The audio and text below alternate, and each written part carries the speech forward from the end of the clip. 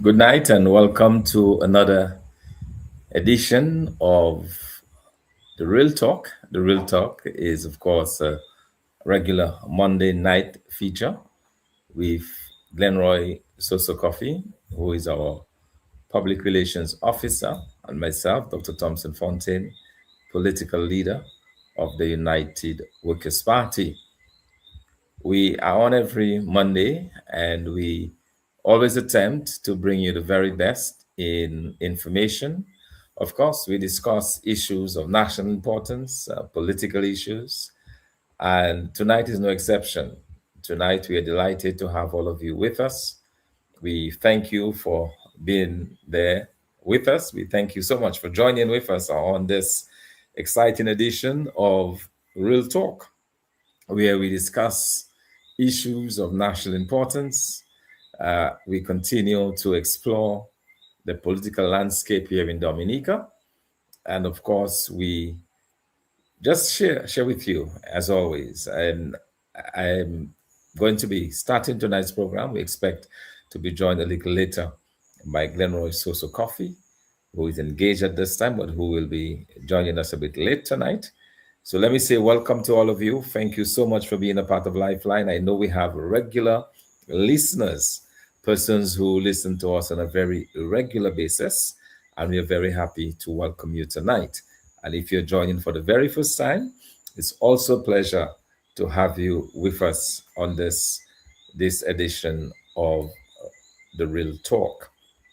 All right, as we begin tonight, we are going to be bringing you some highlights of the press conference that took place last Thursday, where we were able to introduce to you three exciting candidates of the United Workers' Party. We were able to introduce to you Ms.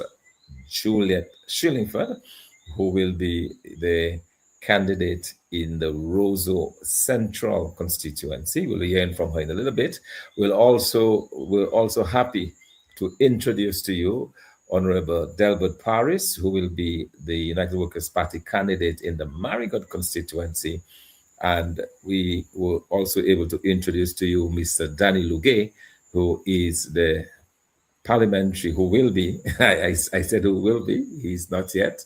He served as a parliamentary representative for two terms. He won in 2014 and again in 2019, and did not contest the 2022 general elections because it was boycotted by the United Workers' Party. So we were able to introduce these three individuals, and in the coming weeks, we'll be having more candidates to display, or more candidates to introduce to the general public. We are very close to selecting our candidates for the Roseau Valley, Roseau South. We already have candidates for Cassibros. We have for Grand Fort, of course. We are very close in the Kalinago territory. We have candidates in Wesley, La Plaine, very, very close to doing that as well. Salisbury also in the mix there. So we are very, very good in terms of getting our candidates ready as we prepare ourselves for both a possible by-election, but also the possibility of a general election, which we expect to take place sometime after the confirmation period ends. And the confirmation period, as you know, goes on up until the 15th of October. Up until the 15th of October is this, and then afterwards, we are hoping that we will have a general election where we'll have a clean list for the general election. So, so we had this very, very interesting press conference. We expect to have one possibly next week, where we'll introduce a few more candidates to you of the United Workers' Party. So we are putting our house in order. We are getting ready. We are unified around a common purpose, and that is to bring meaningful change to Dominica.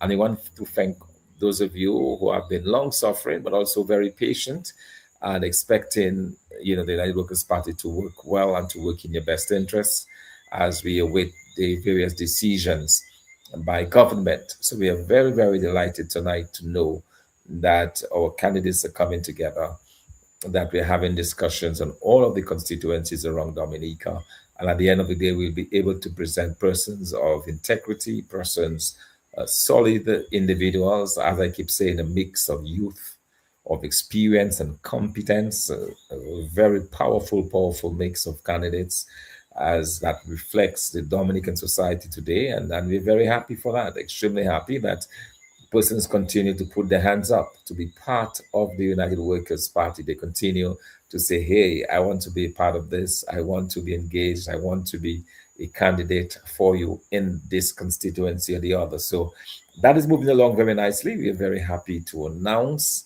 and we are very glad to know that progress is continuing in that regard. So as we move along today, we will have other issues, especially when we engage Glenroy Soso Coffee. But for now, what I want to do is I want to play some of the clips or some of the song bites from this. And I want to start with a very important one from the Roseau Central constituency, and that is Miss Juliet Shillingford, as she discussed why Roseau Central deserves better. As you know, Roseau is the is the capital of Dominica.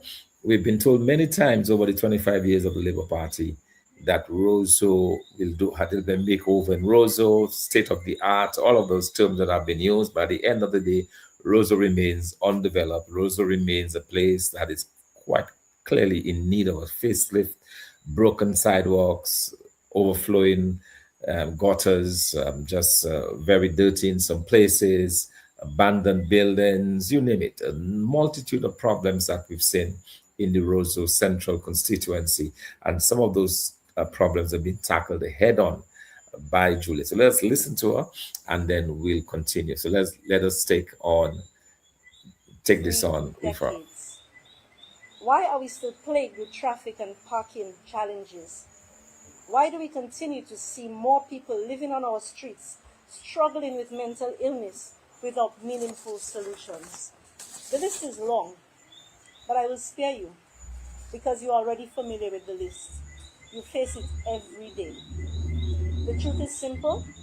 Roseau Central has been neglected. Roseau Central has not been a priority. And the people of Roseau Central deserve better. We deserve better. All right, so here you have it. She's very clear. The list of problems with the Roseau Central constituency, as I said, the fact that the city is unkept. Most people do not like Roseau just for the fact it is cramped. It is a lot of work needs to be done, and a lot of work was promised, but so far this Labour Party government has not been able to deliver on the promise. And here we are, presenting to you a candidate that has the interests of the Roseau constituency at heart, a candidate who from day one will go to fight on behalf of the residents of Roseau. She was born in Roseau, raised in Roseau, a citizen of that city there in Roseau, in the middle of Roseau. Her father, Dr. Dorian Shillingford, a well-known medical practitioner here in Dominica for many, many, many years and across the region, across the world, worked in Africa and elsewhere. So someone who's truly committed to bringing that change there to the city of Roseau. So we wanted to introduce you to Juliet Shillingford tonight, of course, and she was introduced at the press conference, and that was what she had to say. She also had some very interesting words for the persons who needed to confirm, and we're going to hear from her on that, on the need to confirm. To play their part, if you are not yet registered, get registered. If you are already registered, take the time to confirm that your name is on the new voters list. Stay engaged, stay informed, stay part of the conversation. And on election day, go out and vote. Because democracy works best when people take ownership of their future. All right, so that was an admonition there by Miss Juliet Shillingford to the residents, not only of Roseau, but that's a message I believe that is well targeted, not only at the Roseau residents, but also at residents across Dominica, constituents across Dominica, on the need to go out there to confirm, to be a part of the process. So this is an exercise that attempts to cleanse the voters list that is outdated, that is bloated, and contains the names of literally thousands and thousands of persons who should be removed. And that is the process of cleansing that list. So if you want to remain on the list, if you live in Dominica, you want to remain on that list, you need to go out there and you need to really do that, to really be a part of that. And so, we are delighted that this message can continue to go out and it resonates with you. So if you have not done so, you're encouraged to find the confirmation center, go up there, get confirmed. They are now accepting birth certificates and a picture ID as along with an affidavit. So find out what is required, but make the effort. The onus is on you, the voter, to remain on the voters list and to be counted when election comes. All right. So we just heard from Juliet, another individual who was introduced at the press conference on Thursday was Mr. Delbert Paris. Delbert, of course, is a senator in the House, currently in the House of Assembly.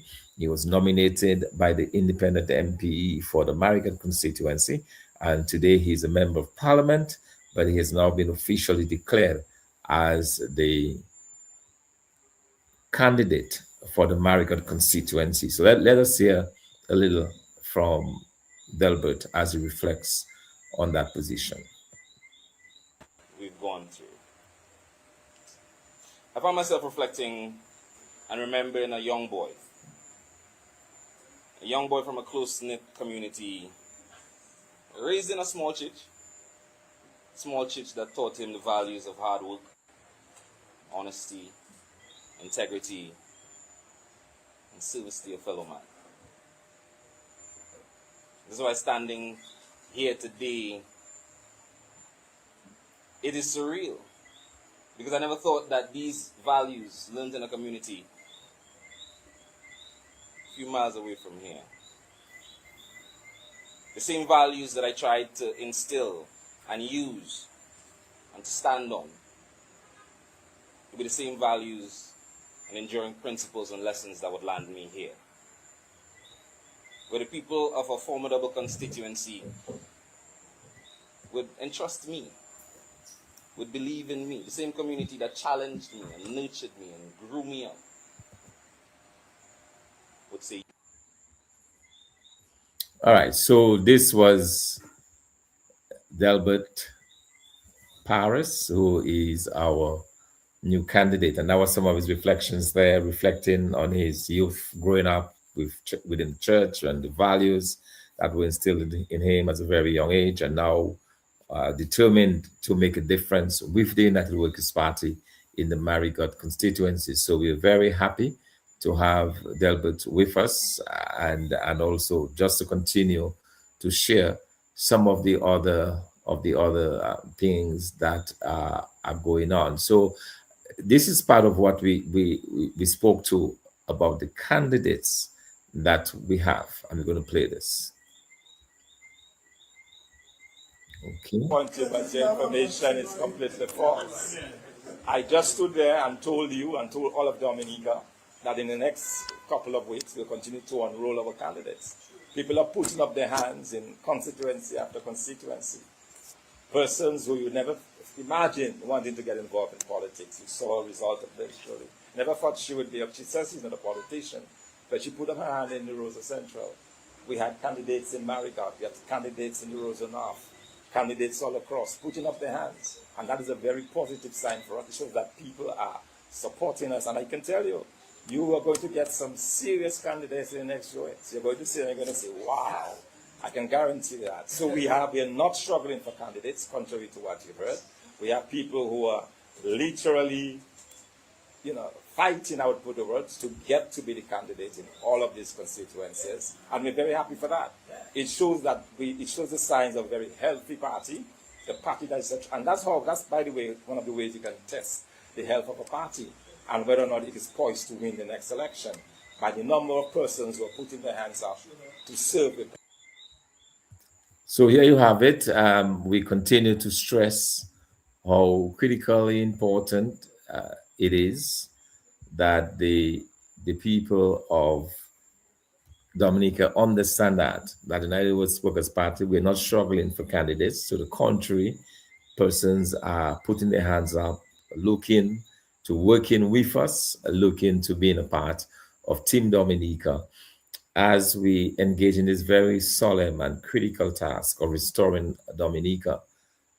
It is clear to see that after 26, going on 27 long years of Dominica Labour Party rule, that Dominica needs a change, Dominica needs new thinking, Dominica needs a breath of fresh air, Dominica needs a political party that can look after the interests of the Dominican public, a party that truly cares. And some of the things that we've been talking about are really fundamental to what we expect to be doing as a party. And at this press conference, we made some very specific recommendations. And I want to go over some of those recommendations that we made with respect to what the United Workers' Party is expected to do as we go forward. So it is very important to bring this to your attention.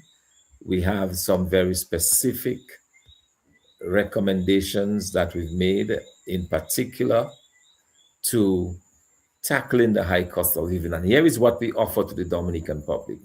We offer that we will tackle the high cost of living by radically changing and simplifying our tax system. Okay, so we are going to be streamlining the tax system because right now, as we saw in last week's program, if you purchase a vehicle for 1,000 US dollars and it is more than 16 years old, for 1,000 US dollar overseas, by the time you pay freight and the duties on the port, it comes to over 34,000 EC dollars. So we're talking about 34,000% on basically just one vehicle. And the reason for this are the number of taxes. So we have the VAT, you have the excise duties, you have the various charges, you have the environmental levy. And we are promising to the Dominican public that we will remove immediately on assuming office. We will remove, I repeat it again, I repeat it, not again, but I repeat it, we will remove the 10,000 environmental tax that is being imposed upon the people of Dominica. In addition to that, in order to help the Dominican public better cope and deal with the escalating cost of living, we, the United Workers' Party, will raise the minimum wage to at least $12 an hour. Importantly, because of our high levels of debt, we plan to pursue debt relief that will reduce our rising debt burden. Now, why is that important? Currently, Dominica, on every dollar that is earned by the government of Dominica, it spends 32 cents on debt servicing. In other words, it has to pay the interest on the debt and it has to pay the amortization. It has to bring down the stock of the debt. And every month it dutifully pays its debt obligation. At the end of the year, we are paying well over $100 million to bring our tax down, to bring our debt down. Our debt, which is more than our gross domestic product, it now is about 1.7 billion EC dollars. 1.7 billion EC dollars is what we owe to the local banking system, as well as the amount we owe to overseas banks, institutions, multilateral institutions, and governments. We owe close to $1.7 billion, and we pay over $100 million every time. So in order to get this at a reasonable level, our government will engage in substantive debt relief negotiations. We're going to make this a priority. We will reach out to our creditors, persons to whom we owe this huge debt, including multilateral institutions, foreign governments, and even within our local banking system. We are going to engage in some serious negotiations with the view of getting debt relief debt relief that will allow us to reduce on the amount that we have to pay in debt servicing. If we get our debt servicing costs down, so for example, if we can cut our debt servicing by half, and now instead of paying the 42 cents to the dollar, we are now paying 16 cents to the dollar. That means we have an extra 16 cents. So every dollar of income raised, we have an extra 16 cents that we can spend on health, that we can spend on education, that we can spend on improving our social conditions, we can spend on developing the city of Roseau.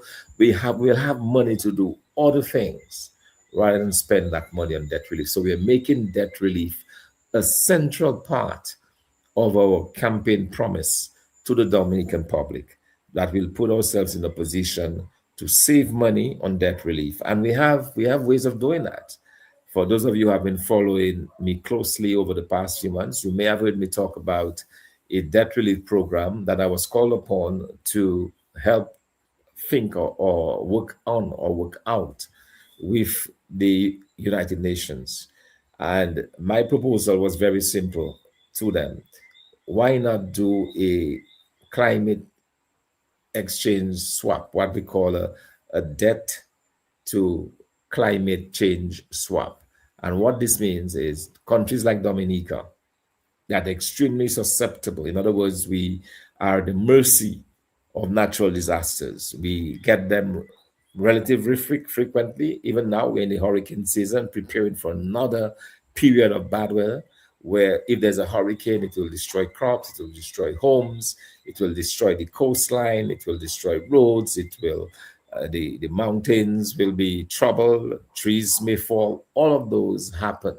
And we're saying that if we can get monies to focus on strengthening our protection against those natural disasters, we can go to those same countries that we owe these huge amounts of money.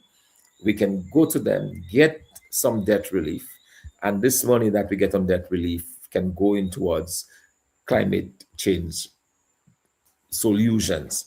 So these are some of the things that we are committing to working on already. As I said, the blueprint is there. I presented to the United Nations a paper on this, and I'm hoping that it is making the rounds. It is going forward, and that is something that we obviously, as a government, we will pursue, because we believe that if we're able to get that relief while at the same time protecting our country from natural disasters, that is a win-win situation. That is something that can be sold to our creditors. That is something that can be done. And that is something that we are absolutely committed to. So debt relief is very high on the agenda.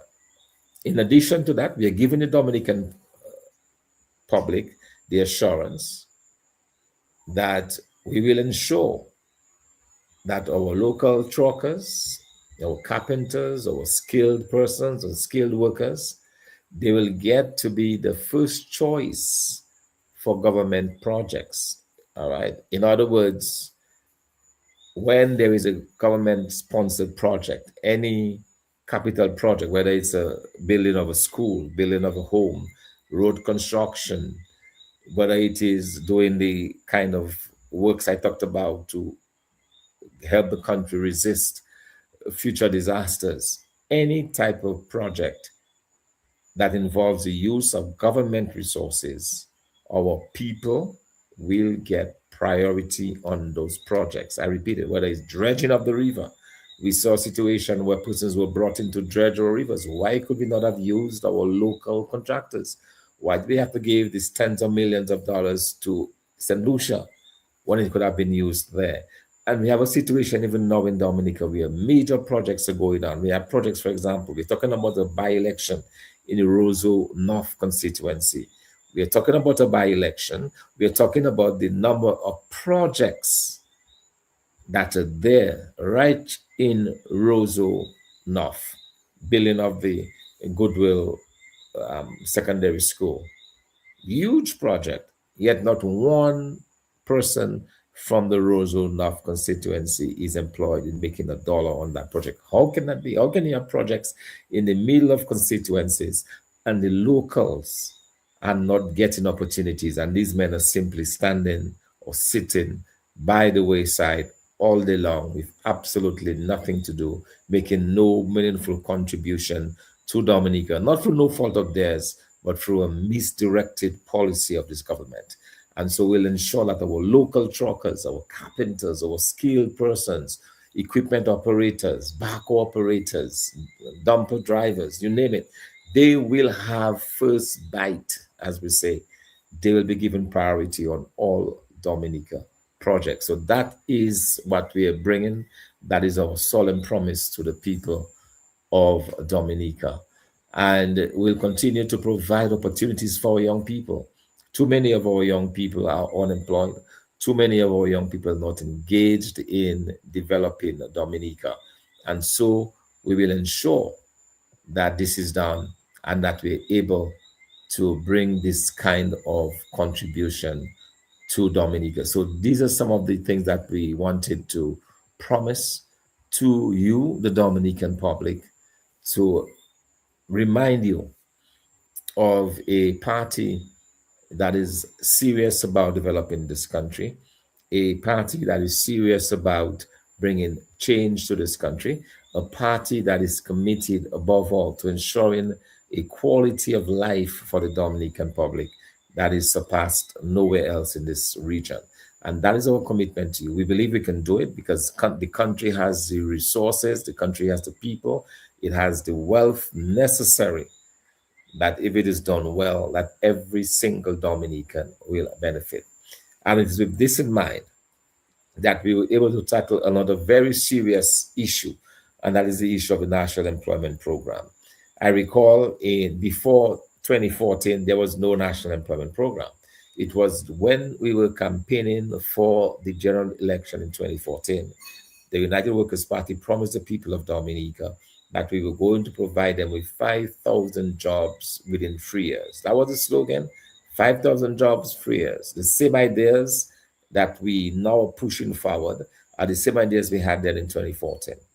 That's an election that I took part in for the very first time. And we did not win. We got 6 seats. I was cheated out of my seat in the Granville constituency. We came to within 12 votes in La Plaine, to within 23 votes in Castibros, to within 60 votes in St. Joseph. That's an election that we lost by a combined total of 267 votes. The 5 seats that could have put us into government, we lost by just about, it was 267, 280 votes. I don't remember the exact figure, but it was certainly less than 300 votes that we lost by. That's how close that election was because the people of Dominica believed in the promise of job creation. So, realizing that this was a real popular idea with the Dominican public, the Roosevelt Scarlett administration quickly went ahead and started the National Employment Program. It was not what we had in mind. We were not thinking of bringing thousands of young people to cut grass by the roadside, which is okay, but that's not what we were thinking. But that is what the people of Dominica got because the prime minister did not understand the whole question of job creation, how we can put people to work in different industries, how we can create the momentum that is required, that you can invite the private sector, invite foreign direct investment, get the factories going, get the people employed, and get them moving that way. He simply took them on board and began paying them mainly from the CBI program, the Citizenship by Investment program. That is where the bulk of the resources came from to pay these national employment workers. And so they've been doing that for the past almost 10 years now. Well, just about 10 years. And this is a problem to the extent that the persons are paid well below in some cases, below the minimum wage. The argument is that they don't work the full 8 hours, so it's not really a violation of the minimum wage legislation. But the fact of the matter is those wages need to be increased. We absolutely have to do better in paying the National Employment Program. So I wanted to address this particular issue of national employment. Again, I wanted to take time to explain that it was really the United Workers' Party putting it out there that we had the ability to create those jobs. Well, we are not thinking of government just giving those jobs to the people. It was a completely different process through the private sector. As you may know, government is the largest employer in this country. We need to change that. It has to be the largest employment coming from the private sector.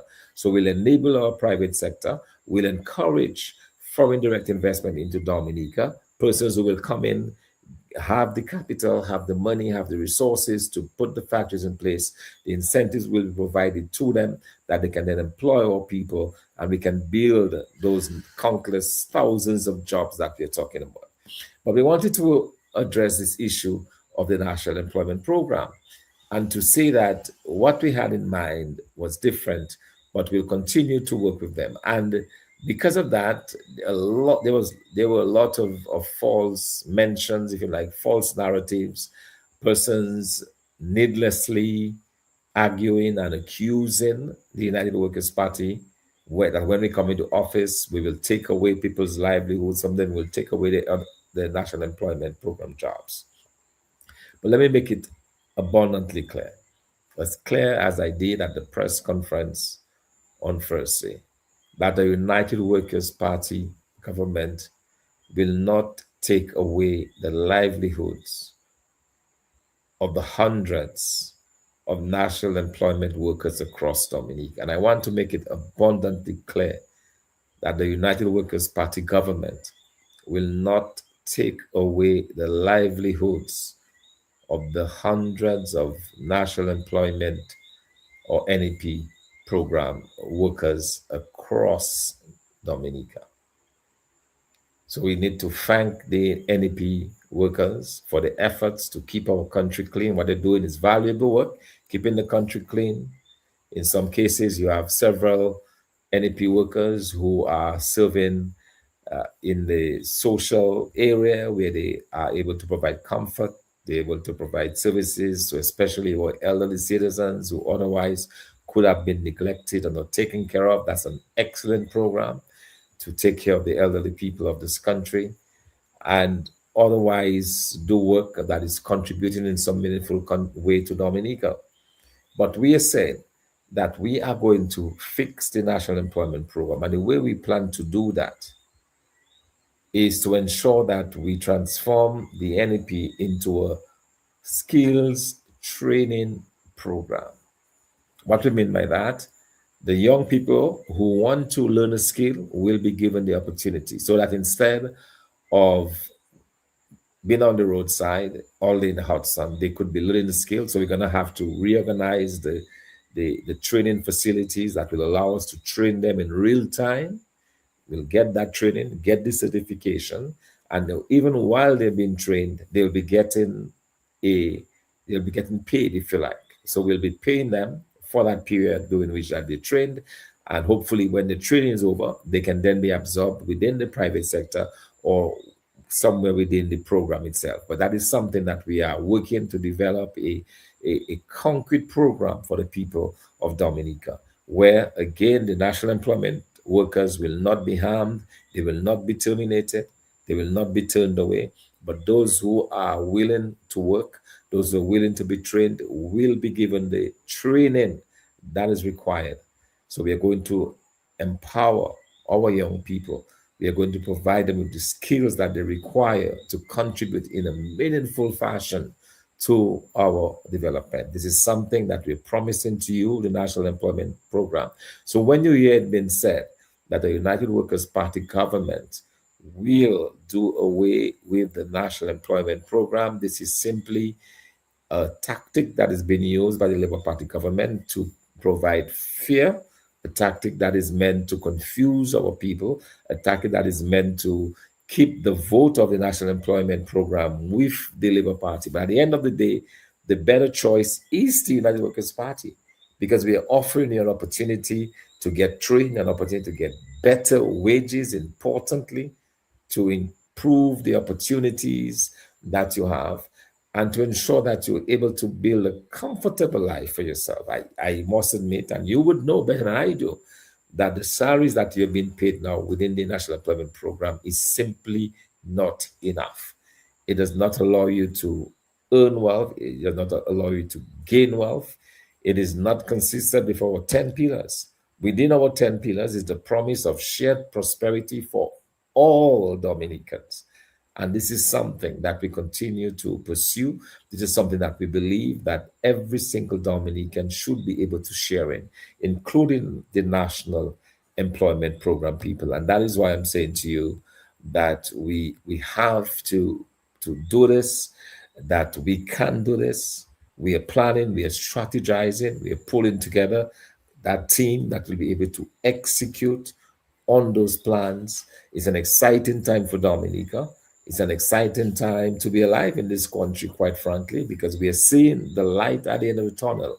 We are seeing the general election. We are seeing the results of that general election that will allow a United Workers' Party government to be in place.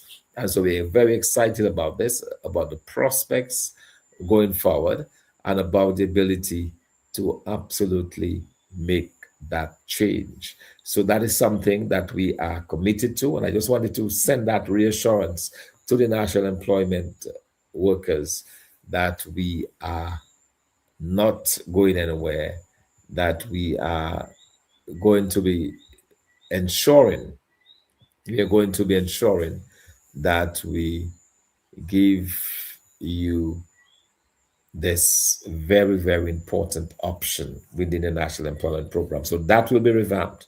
That will have a, if you like, a number of young people. Because when you think about it, these young persons who spend the last 10 years, they really have nothing to show for it. And no really real meaningful experience. So if, for example, they have an opportunity and they find to go overseas, they really can't use this. We want to change this. While it is true our first focus is to ensure that persons remain here in Dominica, we understand that people will migrate from time to time. But we are going to make this an offer to the Dominican public that we will ensure that the National Employment Program is restructured into a skills training program, that the persons who want to will gain the necessary skills and experience that they need. We'll continue to fund the program as far as possible, but it will become a government private enterprise and function where persons who are trained within that system can then find opportunity in the private sector. This is an exciting proposal that we're offering to the people of Dominica, a proposal that we believe is workable, a proposal that we believe that after all the money is spent, that we'll get a much better product for it and a much more satisfied employment, national employment worker. So these are some of the things that I just wanted to share with you on this, on what we plan to do, on what we plan to get done within Dominica. And these are promises that we will stand by. These are things that we can do. And sometimes we hear from the other side, we hear from the Labour Party, oh, you guys are just talking because you're outside. You know, I feel kind of sorry for some of the Labour Party supporters who continue to say that, because I understand why they're saying this. I understand their point of view, because they have been looking at it for 26 years, and they have seen a government that is totally incapable of doing anything right. Government that has absolutely no new ideas, has done nothing new or original over 26 years, have the most cabinet ministers in any country in the Caribbean, but yet have the less result, the lowest result. So to them, they're saying, well, it is not possible. That can be done, because what they're looking at is the record of the Labour Party government. So I get that. I understand that. But do not tell us that we're not able to do what we're promising to do, because this government is simply the worst anywhere in the world. I've never seen a more useless government, a more worthless government. I've never seen a government that is so completely uncaring about the needs of the people of Dominica. No original ideas, and even where they don't have the ideas, refusing to bring persons in who could help them develop those ideas. And so don't tell us that we're not able to do it. Don't go based on what you see happening with the Dominican Labour Party. We are completely different kettle of fish, if you like. We're completely different uh, offering to the Dominican public. And so this is our promise. We will do it, Mr. Edmond Charles. We can do it. We will do it. And just watch us, just watch us when we assume the reins of government. The promises that we're making within our 10 pillars, they are sound, they're well thought out. That comes from decades and decades of work and experience, people who know what they're talking about, people who have seen it done in other countries. So we are not just talking. We believe that we can perform, that we will perform for the people of Dominica. So that is where we are headed. These are some of the things that we are going to be doing for the Dominican people and do all of that. All right. So we are going to do this. Now I'm going to take a short pause there because we have someone who is raising a question about the crossing of the floor. So I want to take just a few minutes to address this particular issue or question that has been raised by someone who is listening at this time. And the question is, Dr. Fontaine, can you please speak to candidates having the option to cross the floor post-election? Are there any precautions that put in place to prevent that from happening again? We have seen this in the past with the United Workers' Party, Labour Party, and frankly, that approach is not fair to the voters. It is borderline fraud. Doing something like that should be an automatic disqualification, or that candidate should forfeit their seat. Parties merging is one thing, but individuals switching for personal gain is another. And let me just say, I agree totally with this, with Mona on this. I agree that it is not fair that persons go to vote in an election and that when they vote a particular party into office, that the person that they entrust with that vote then takes those votes and go across. This is a loophole that we have in our electoral process and the electoral system here in Dominica, and it's a loophole that we plan to close. So what we will do as a government, as soon as we take government, as soon as we become the government, we will then table legislation, but it has to be done legislatively. We will table legislation which will allow persons, if after they have been elected into office with a certain party, they are free to move, but they would need to resign. So the process will be you resign, there is a new by election, and if the people agree for you to move, then they will vote you in. So that is how we are going to do this to ensure that persons do not just take up the votes that are entrusted into them and take it over on the other side. I think that is wrong. That's a serious loophole that absolutely must be closed in our constitution or in our legislation. It can be done legislatively, where we'll be able to recommend and put into practice a law that allows for the resignation of a candidate, an elected candidate who wishes to cross the floor. In other words, within Parliament, they wish to move across to the other side. The crossing of the floor is a reference to within Parliament, there are two sides. You have the government side and the opposition side, and you have the floor of Parliament. And effectively, the person who was once on the opposition side can now cross the floor or move over to the government side, or vice versa. We are saying that for that to happen, we will ensure that there is a by-election before this can be done, so that it does not put the ruling party in a position where they may lose the seat or they may lose this. You see, this type of legislation that is now in place of crossing the floor was really a situation under our Westminster system that would allow for opposition party members to probably join the government side or the other way around for government MPs to join the opposition side to probably get rid of a bad government. So if there's a bad prime minister, a bad government, and you want to have a vote of no confidence, then this could be done. This would allow you to actually do this. All right.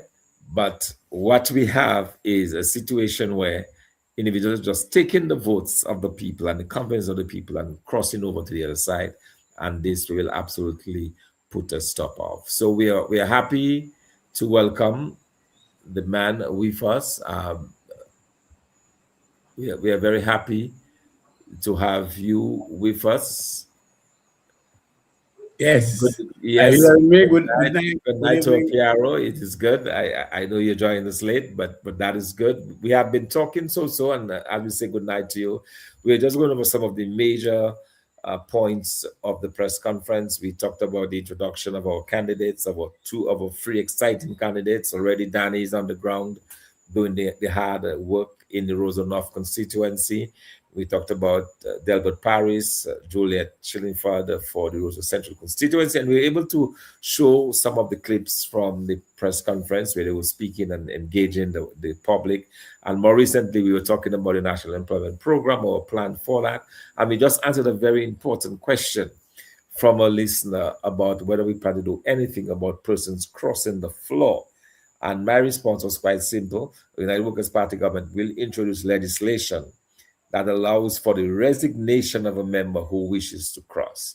There'll be a resignation, he resigns, he or she resigns, and then you have a by-election that will then have the candidate. It is not fair that persons vote for one individual, and this individual alone has the right to say, well, yeah, you voted for me, say as a United Workers' Party candidate, but I can go ahead and join the Labour Party. It is not right, it's not fair, and we'll change that when we get into office. So it's good to have you, and certainly is welcome to you on this night's program. Oh, yes, certainly. And I must say the press conference was one of great joy to everybody. I think it shows that we are a party that is ready to govern. And you have seen, the unfolding of candidates, new candidates. And in future, again, as you would have said to the general public, that we'll be having more of these candidates being unfolded to the public, and it's an exciting time for United Workers' Party. And we are very happy that, we are able to lead in this regard. And as you talk about the current situation in the Rosa North constituency, we have Danny, who has been the caretaker for some time now. He has won this constituency twice. In fact, the only reason why Labour Party had this constituency is because we had not contested in 2022 in that sham elections. And the question that was asked to you, Doc, whether or not we are going to contest, what the Labour Party think that they can create an atmosphere for us not to participate. And they're doing it willfully. So they are trying now to send their hawks, their people behind the political syndicates at us to actually ask the question, but look, you all said you're not going to contest elections with the same old list. And why is it now that you do it if that is the case? Well, Labour Party, the days are over for your tricks. The people are saying in non-certain terms that we should ever not contest an election, and we are contesting an election, and you give them the answer right at the press conference. And so we are on the ground, Dan is on the ground, and so far it has been very good. This seat is certainly going back to the United Workers' Party, and we have already seen, just that a potential by-election. We have seen that the Labour Party is in high gear, actually, putting its best foot out and trying to at least create that atmosphere of, dependency.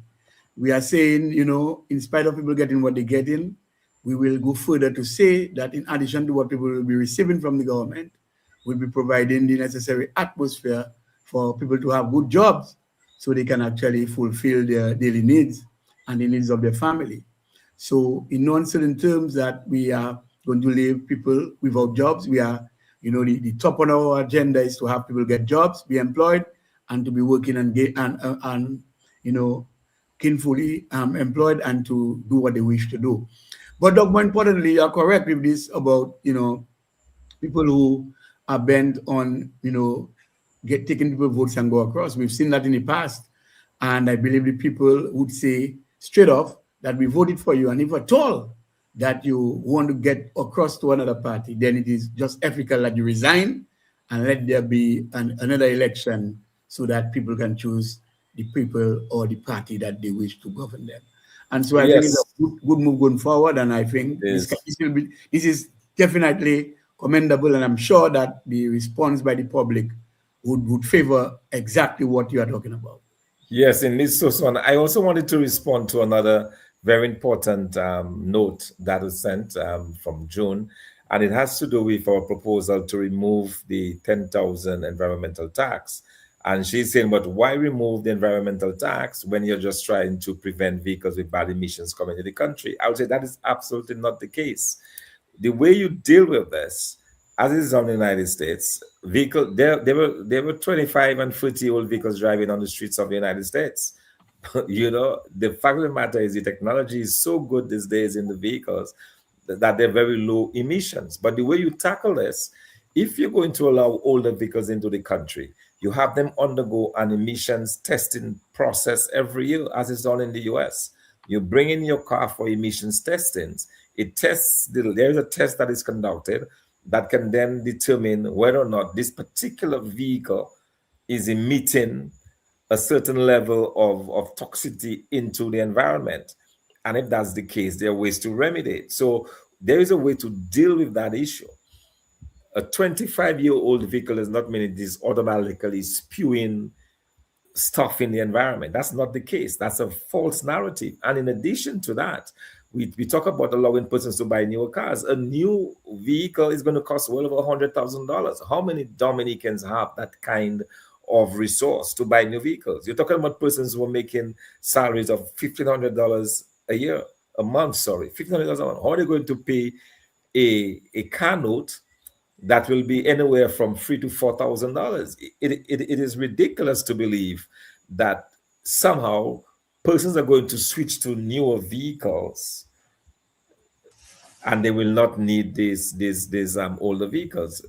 We are, until we get to that position where our salaries are better, persons are going to rely on those older vehicles. It is not automatic that these older vehicles are emitting dangerous, toxic fumes into the air. That is not the case. The technology has improved. With this, they have these converters that does that in the vehicle. You can do emissions testing on, as I said, on a yearly basis. That will take care of that issue.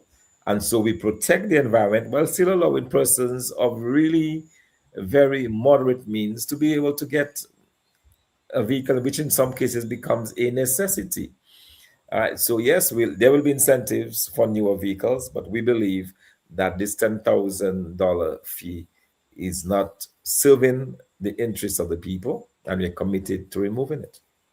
Yes, and interestingly, you made that point, and it is important that we note too and take note that the reason why many people resort to buying pre-owned vehicles, it is because of the fact that people's salaries have been constant, but the cost of living continue to rise, and so there's no adjustment in salaries, which of course will left one to just order what you call pre-owned vehicles.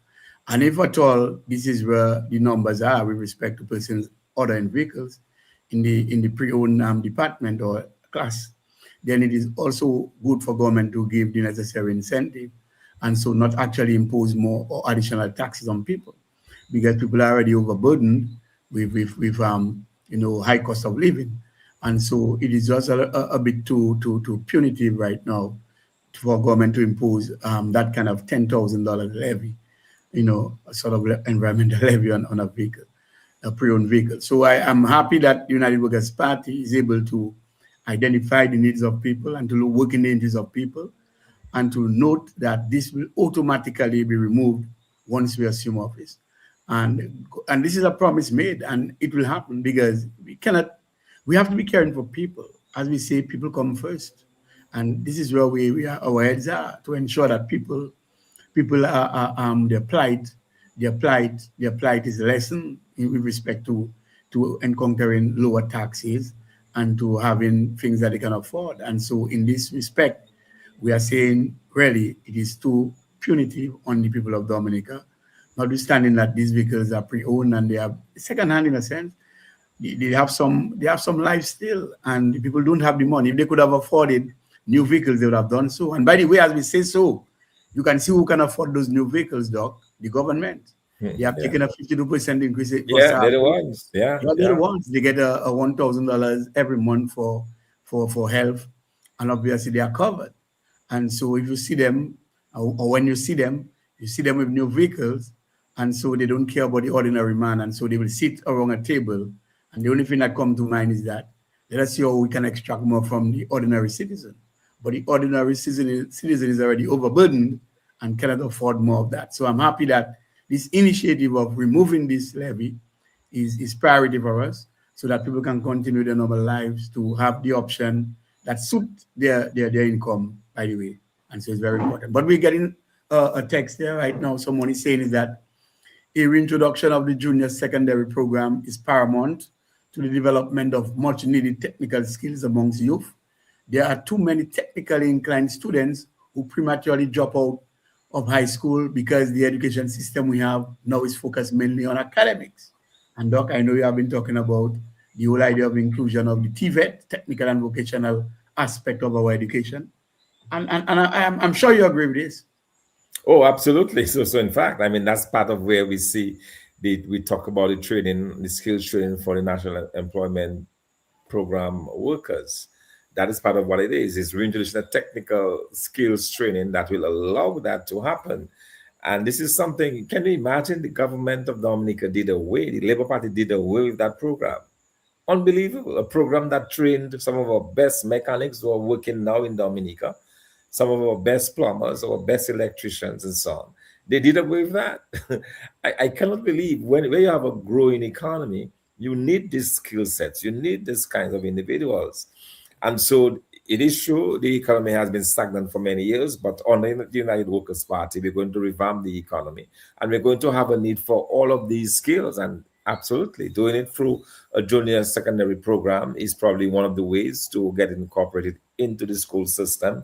But we're also looking at having standalone institutions that can do that so that persons who are not within the who are not of that age, who may be older, will still get the opportunity. So there is a way of going around this. Our experts are looking at all the possibilities, are putting together the planning on this, and it's something that we'll be able to present to the Dominican public at the appropriate time.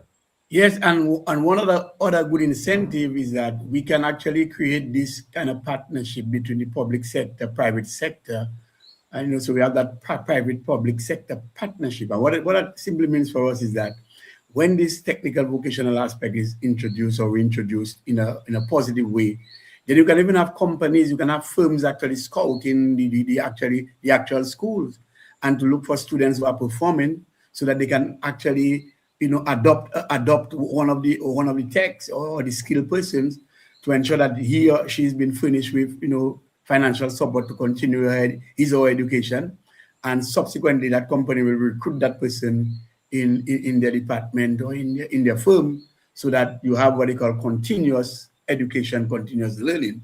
So that partnership has to be created, and that atmosphere has to be created so that people can scout for the best students. So that will give more students with technically sound agendas to be recruited by firms. And so that will incentivize that sector to get them going that way. Because really, academics is one, we have the lawyers, the doctors, they go this way. Not everybody's inclined that. And by the way, not because that you are doing skills work, it doesn't mean that you do not have to know actually about that skill. So you do mechanic, whether you become an auto mechanic or involved in the skill of auto mechanic, you have to know exactly what is it about the engine, the combustible engine, the diesel engine, or the petrol engine. You have to know, obviously, some theoretical work about it. But we're just saying to say that there is scope and there's a sort of opportunity for firms to scout for good performing students so that they can recruit them early, support their education, and then later take them into the firm so that they can continue to thrive and to do what it is. So this is the kind of environment we want to create. This is kind of enabling environment we need in Dominica so that we work harmoniously with the public sector, that is government, and the private sector. And that's where we're going with this thing. Someone is saying there, when people understand job creation instead of someone giving you free welfare, it's like a grown person depending on their parents for life.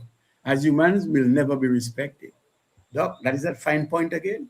Oh, yeah, absolutely. And that is why, I think deep down, persons want that freedom. They want that liberty. They want to be able to make money for themselves and then to build a life and a future for their families. But quite frankly, we are not in that position here in Dominica. Think of the countless young men who have been denied jobs also, who have been denied an opportunity. These men can't think of having families. All right, they can't think of instead they can help their parents. They have to depend upon their parents. Some of them have to stay or live with their parents well into their 30s and their 40s because they have no other option. They have no other way. I mean, what kind of society is this that we are building? But that is the situation that we have in this country, and that is why we are fighting really hard to change this. And that is why so we are calling upon the people of Dominica to give the support to the United Workers' Party Team Dominica. Let us change this. Let us set this country on a different path, on a different trajectory. Let us set this on a different path. We need to realign our thinking. We need to realign our vision. We need to move on a different path to where we are. And what this Labour Party government has done is really destroy Dominica to its very core. Destroy Dominica. And in one fell swoop, they have destroyed even the hope of families and that notion of the way you build a strong and solid society.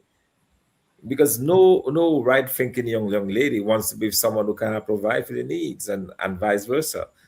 You can't go into building a family, raising children if you can't afford to take care of them because you're not given the opportunity in this country. And that is what we are talking about. We're talking about giving opportunities to our young people to be able to earn good salaries, good wages, that they can then build their families with. And that is something that we offer to the people, something that has been denied, systematically denied to the young people. How many young people so in this country on the 26 years of Labour Party rule, you say, have set up a business and has really established themselves in Dominica and become millionaires? I don't think we have any business like that in Dominica, where you started 26 years ago and 26 years later, you have a thriving business that's employing tens and tens of or scores of individuals. That is non-existent, and the government has failed the people. And beyond that, just the basic job creation, basic salary increases. This is the government, as you mentioned earlier, so that saw it fit to give themselves a 30% increase. They increased their wages by 30%. So if originally they were making 10,000, they're now making $13,000 a month, increased by 30%, right? And the majority of Dominican workers in government has not seen anything close to that.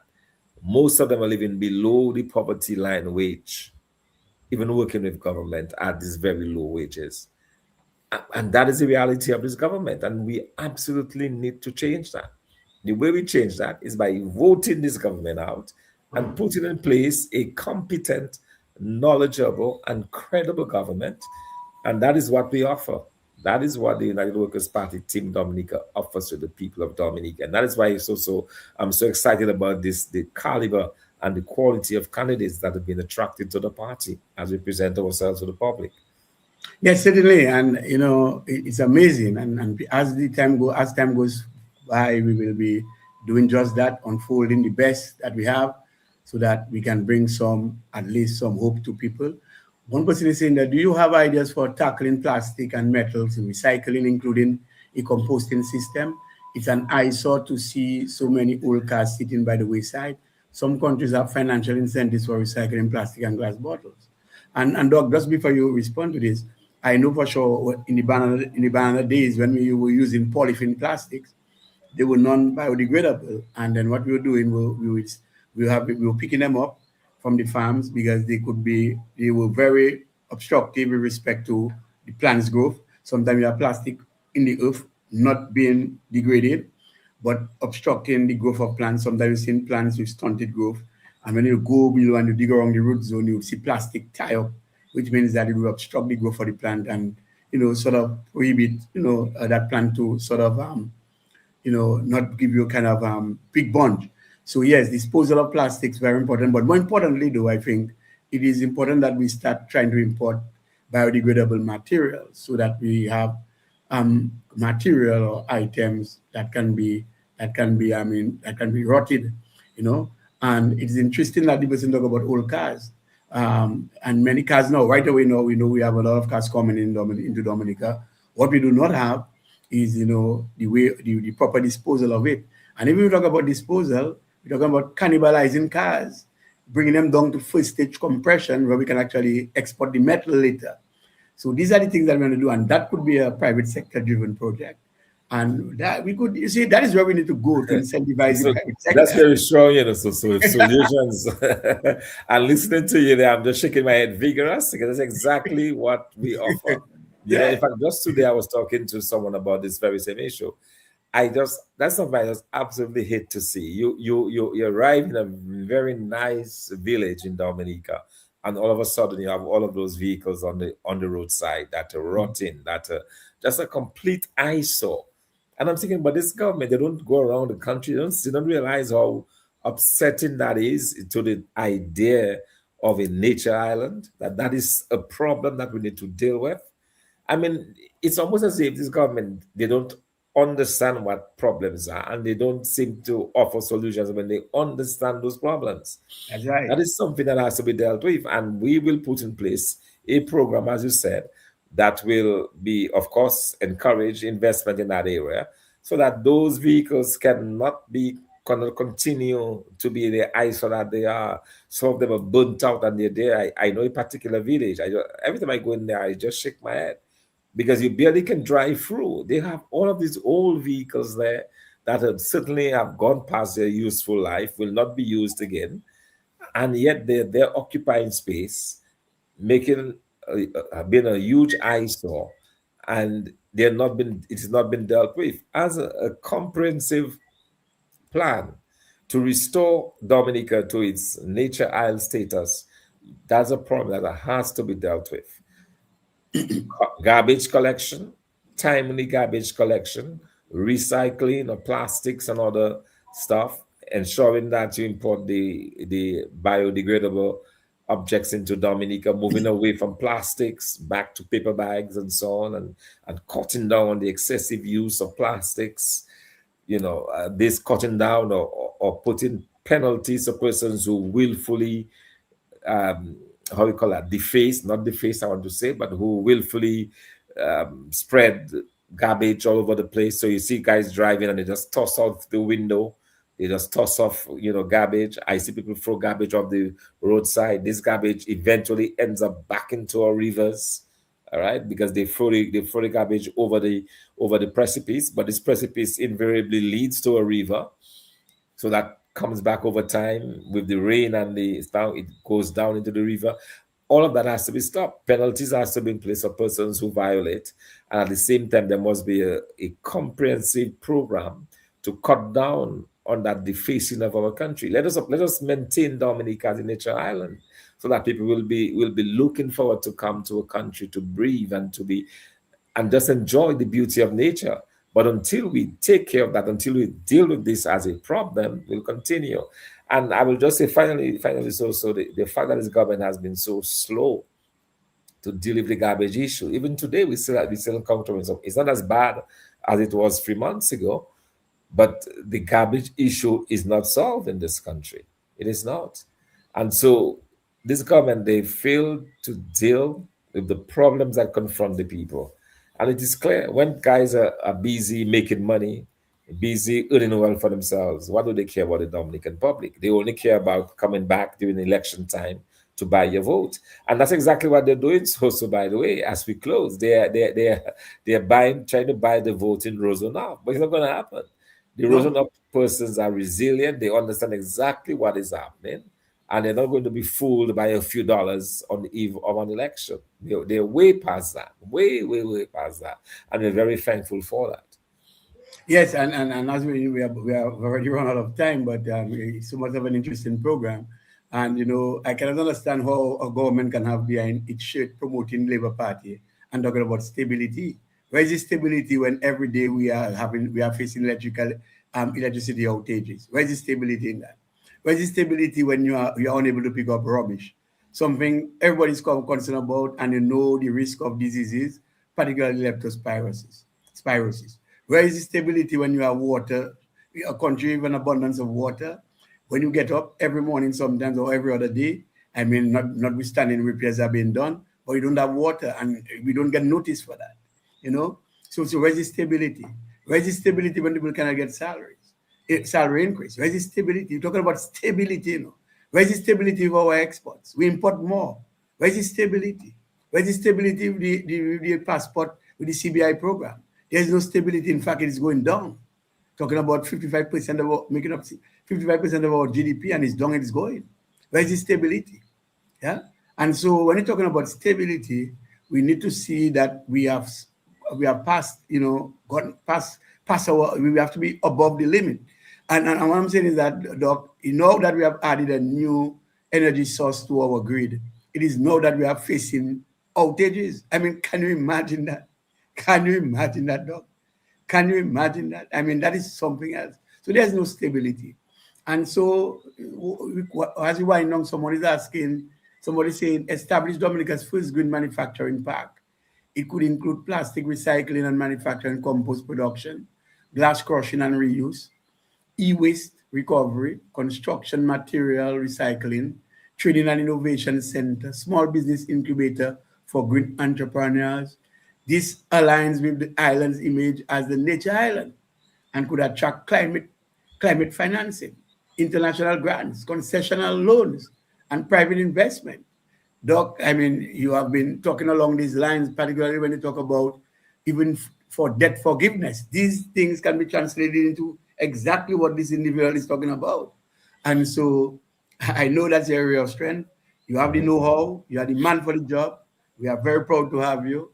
And I can only say that Dominicans must give us the chance under the leadership of Dr. Thomson Fontaine and his team of women, men and women of diverse backgrounds, of diverse, they have, of different professions.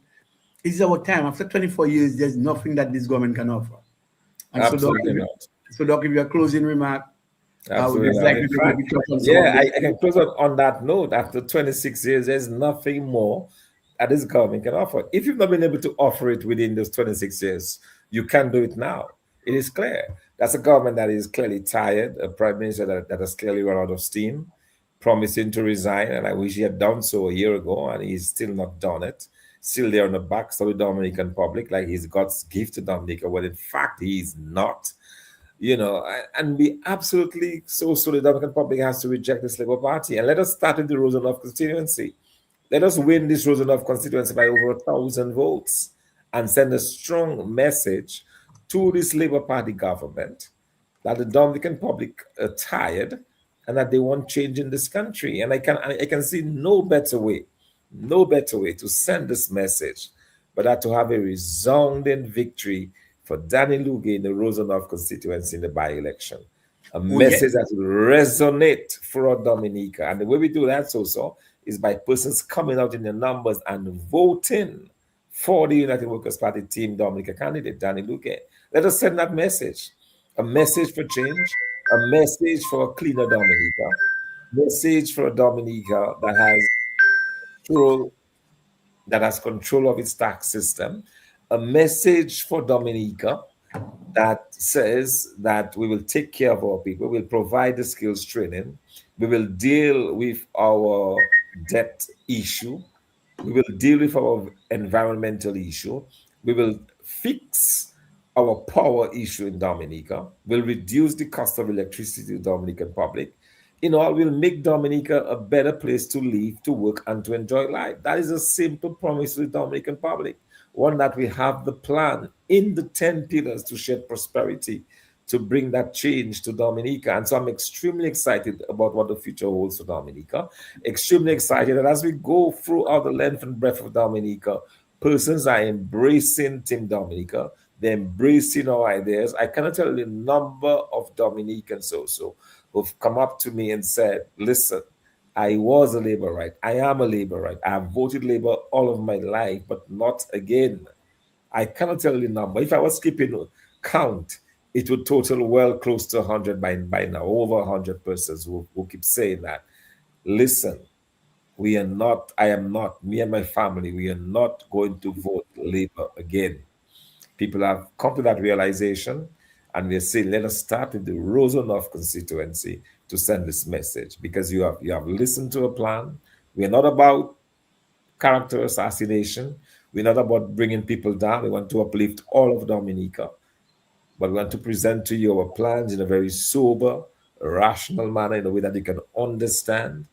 in a way that you can relate to, and in a way that you will be able to tell your friends what it is that we are planning to do as a government of Dominica. So now we believe that the people of Dominica are ready to welcome in as a government the Team Dominica. And that's the reason why it's also we are spending our days planning, we are spending our days strategizing, we are spending our days putting together those plans on the environment. So when we speak, you see, it comes out just naturally because we have been discussing, we have been talking about it. How do we take Naturally. care of this old derelict vehicle problems in Dominica?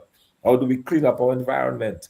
How do we do away with rubbish and so on the roadside? How do we beautify our villages and make it inviting? And these are things that we have been consciously thinking about. How do we improve the lives of the people? How do we put more money into their pockets? How do we create jobs? How do we get the private sector engaged in Dominica so that they take off the strain from government because they're providing good paying jobs? How do we get the factories into Dominica?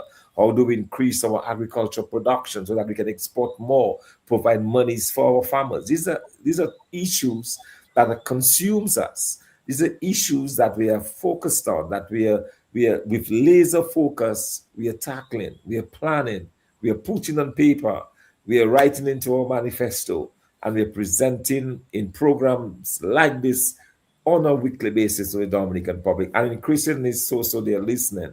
The viewership is growing. More and more persons are tuning in every Monday night to hear concrete plans for the future development of Dominica.